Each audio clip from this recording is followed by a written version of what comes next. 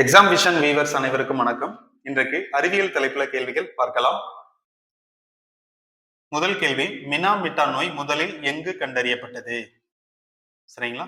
Japan. விடை Japan. இதுக்கு shortcut எப்படி ஞாபகம் வச்சுக்கலாம்? மிட்டாய். மிட்டாய் சப்புன்னு இருக்குது, டேஸ்ட் இல்லாம சப்புன்னு இருக்கு. மிட்டாய் இனிப்பா இல்லாம சப்புன்னு இருக்கு அப்படின்னு ஞாபகம் வச்சுக்க வேண்டியதான். சப்பு ஜப்பான். சரிங்களா? ஜப்பு ஜப்பான்.